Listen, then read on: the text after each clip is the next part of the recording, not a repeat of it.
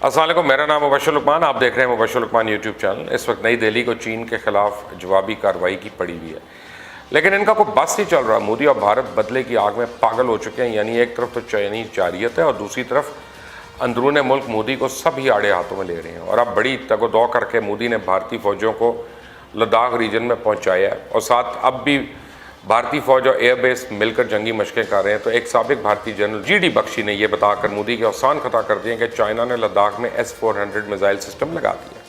اب یہ وہی میزائل سسٹم ہے جس کو لینے کے لیے راجناتھ سنگھ روس سے ایک دن پہلے پہنچ گئے تھے، اور انہوں نے وہاں بڑے ترلے منتیں کیے، لیکن روس نے چائنا کے ایما پہ بھارت کو کہا جا اپنی حسرتوں پہ آنسو بہا کر رو جا۔ میرا کیونکہ ایک فوجی بیک گراؤنڈ ہے اور یعنی میری پوری فیملی جو ہے اس پیشے سے منسلک ہے، تو بہت سے حضرات سے ایسے رابطہ رہتا ہے۔ تو میں آپ کو جو فوجی ہیں یا ڈیفنس اینالسٹ ہیں، تو میں آپ کو بتاؤں کہ آج تک جتنی بھی جنگیں ہوئی ہیں نا، اس میں ریئیکشن ٹائم بہت اہم ہوتا ہے۔ Mobility, speed, logistic and reaction time. اور ایک چھوٹی سی مثال دے کے آپ کو سمجھانے کی کوشش کرتا ہوں کہ اس وقت لداخ میں بھارت اور چائنا کی فوج کے درمیان کتنا فرق ہے۔ چائنا نے پچھلے 30 برس میں سرحد کی دوسری جانب ذرائع نقل و حمل کو اتنی ترقی دے لی کہ اب وہ زمینی اور فضائی راستوں سے ایک ہفتے کے اندر 32 ڈویژن تک فوجی قوت ہنگامی طور پہ بھارت کی سرحد تک پہنچا سکتا ہے، جبکہ بھارت کو چائنا کا مقابلہ کرنے کے لیے کم از کم 22 ڈویژن فوج کو تیز رفتار نقل و حرکت کی صلاحیت پیدا کرنی ہوگی، جو کہ نہیں ہے۔ فی الحال تو بھارت کی صلاحیت کا جو حال ہے وہ تو آپ پچھلے چند دنوں چائنیز کے ہاتھوں بھارتیوں کی پٹائی بھی دیکھ چکے ہیں۔ یا میں آپ کو تھوڑی سی تاریخ بتاتا ہوں کہ پاکستان اور چائنا نے تو اپنی حد بندی 1963 میں طے کر لی تھی، لیکن بھارت اور چائنا کے مابین کشمیر، لداخ، ہماچل پردیش، اتراکھنڈ، اروناچل پردیش سے آسام تک 3500 کلومیٹر کی لائن آف ایکچوئل کنٹرول کی کوئی حد بندی نہیں۔ چنانچہ جس کا جہاں زور چلتا ہے کچھ عرصے بعد اپنی موجودگی کا احساس دلانے کی کوشش کرتا ہے۔ گویا یہ پوری ایک لکیر، ایک دکھتا ہوا پھوڑا ہے جو جگہ سے کسی وقت بھی پھٹ سکتا ہے۔ اور اس حوالے سے اب بھارتی تو یہ کہنے پہ مجبور ہو چکے ہیں کہ 1963 کا پاک چائنا سرحدی سمجھوتہ وقت گزرنے کے ساتھ ساتھ کشمیر کی سیاسی اور جغرافیکل ہیبت کے تعلق سے مسلسل گیم چینجر ثابت ہو رہا ہے۔ اب تو پاکستان میں ہر کوئی سی پیک کا کریڈٹ لینے کی کوشش کرتا ہے، لیکن اس کی اصل بنیاد شاہراہ ریشم ہے۔ یعنی 1968 میں شاہراہ ریشم کی تعمیر کے منصوبے کے آغاز نے چائنا کو پاکستان کا مستقل ایک رفیق بنا دیا تھا، دوست بنا دیا تھا۔ یہ بتانے اور سمجھانے کا مقصد صرف ایک ہے کہ پاکستان اور چائنا کے تعلقات کتنے گہرے ہیں۔ آسان الفاظ میں پاکستان چائنا کا اسرائیل ہے۔ تو جو مودی کہتا تھا کہ پاکستان کو دنیا میں تنہا کر دیں گے، اب ذرا بھارت نظر گھما کر دیکھے کون اس کے ساتھ کھڑا ہے، اور سب بھارت دنیا میں تنہا ہے یا پاکستان؟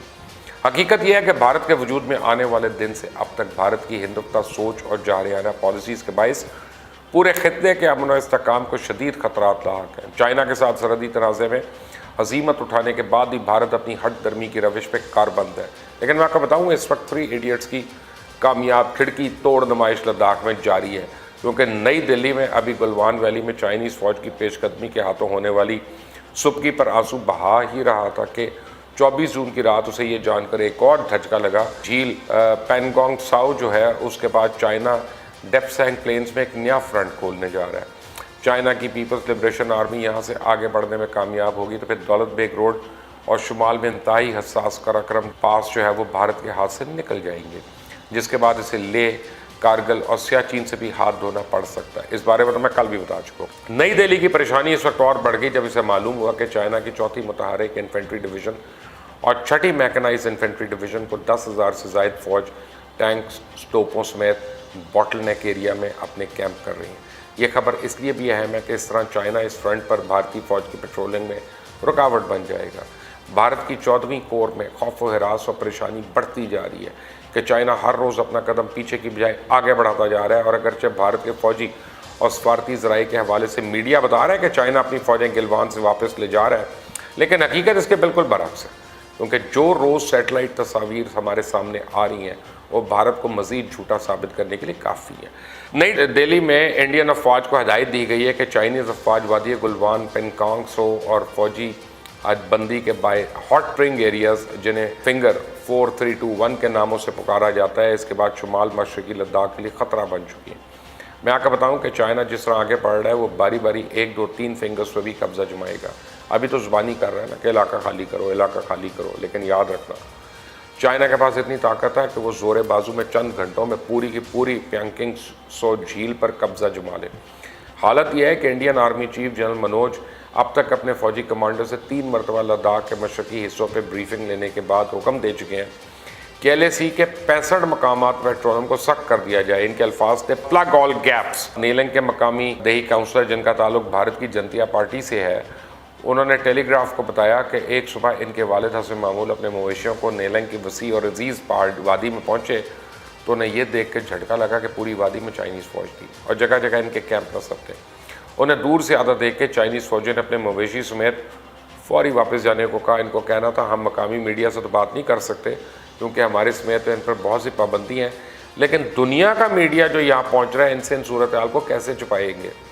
इस सिर्फ लद्दाख नहीं, इर्द गिर्द के वसी इलाके पर भी चाइना ने कब्जा कर लिया, लेकिन भारतीय हुकूमत और फ़ौज अपनी आवाम और दुनिया से सच्चाई को छुपाना चाहती है। टेलीग्राफ तो लिखता है कि सच छुपाना और झूठी खबरें देना जंगों का सबसे अहम हथियार होता है।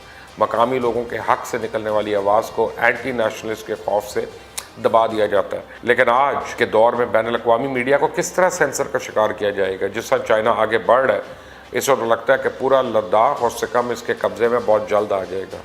दरअसल लद्दाख में भारत को जिस शर्मिंदगी का सामना करना पड़ा, भारतीय हुकूमत के पास इसका कोई जवाब नहीं है। और ये हकीकत है कि जब लातों के भूत बातों से ना माने तो इनके साथ वही सलूक किया जाना चाहिए जिसके वो मुस्तहिक होते हैं। चाइना ने बिलाशुबा भारत के मामले में यही पॉलिसी इख्तियार की, जिस पर फंकारते हुए भारत को अब सांप सूंघ गया, क्योंकि रिटायर्ड भारतीय जर्नल, सैटेलाइट तस्वीरें, दिफाई तजियाकारों की राय से तो यही पता चलता है कि चाइनीज़ फ़ौज किस हद तक इंडियन खत्ते के अंदर दाखिल हो गई है। चाइना को बेशक इलाकाई और आलमी अमन अजीज़ है, लेकिन जब भारत शरारतों से बाज नहीं आएगा तो उसका हाथ मरोड़ कर इसको सबक सिखाना ज़रूरी है ना। हमें भी भारत के मामले में अब जैसे को तैसा वाली पॉलिसी पे कारबंद होना पड़ेगा, क्योंकि अब भारत चाइना से मुंह के खाने के बाद पाकिस्तान के खिलाफ सरगर्म है। लाइन ऑफ कंट्रोल पे इसकी शरंगेज़ी बढ़ रही है। पाक फ़ौज की तरफ से जवाब तो भरपूर दिया जा रहा है, लेकिन भारत इस सूरत हाल से अपनी आवाम की तवज्जो हटाने के लिए पाकिस्तान के खिलाफ किसी भी हद तक जा सकता है, कोई मुहिम जो ही कर सकता है। इस सब का पाकिस्तान की सियासी और अस्करी क़यादत को इदराक होगा। वज़ीर आज़म तो कह चुके हैं कि भारत किसी भी इक़दाम का जवाब पूरी कुव्वत और एक लम्हे की ताख़ीर के बगैर देंगे।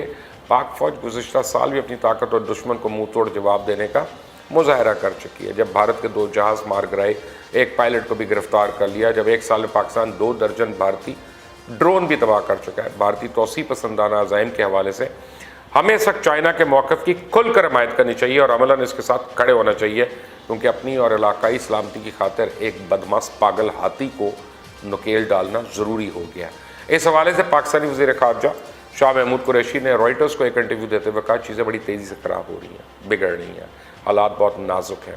पाकिस्तान को इसकी तशवीश है कि कहीं भारत पाकिस्तान को इस इलाकाई कशीदगी में शामिल करने के लिए धोखे से फंसाने की कोशिश ना करे।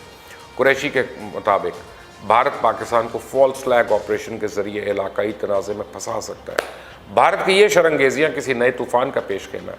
इसलिए तो मैं कहता हूँ कि नए फितने उठने से कबल उन्हें कला कमा करने की प्लानिंग कर लेनी चाहिए। हकीकत यह है कि चाइना ने लद्दाख में नई सरहदी पोजीशन को मुस्तहकम कर लिया। मोदी के इक़्तिदार में भारत तारीख के एक ऐसे मोड़ पे खड़ा है जहाँ मोदी के गुनाहों का बोझ जल्द से जल्द भारत टूटने वाला है। और एक और मैं आपको बताता हूँ कि अब हमें खुल कर कहना चाहिए कि मसला कश्मीर जो है 4 पार्टी इशू है। एक कश्मीरी खुद है, उसमें एक पाकिस्तान है, एक हिंदुस्तान है और चौथा चाइना है। क्योंकि चाइना बैठा है कश्मीर के अंदर, चाइना बैठा है लद्दाख के अंदर, तो चाइना पार्टी है और हमें चाइना को मजबूत करना होगा ये कह के कि उससे भी बात लेनी पड़ेगी। ये 2 लोगों के आपस के मामला नहीं है। तभी यूनाइटेड नेशंस जो है, जब उसको पता चलेगा अब 2 नहीं 3 न्यूक्लियर पावर जो है वो एक हिस्से के ऊपर बात कर रही हैं, तो यूएनओ को भी सुनना पड़ेगा। आप देख रहे हैं मुबशर लुकमान यूट्यूब चैनल। मेरा नाम मुबशर लुकमान है।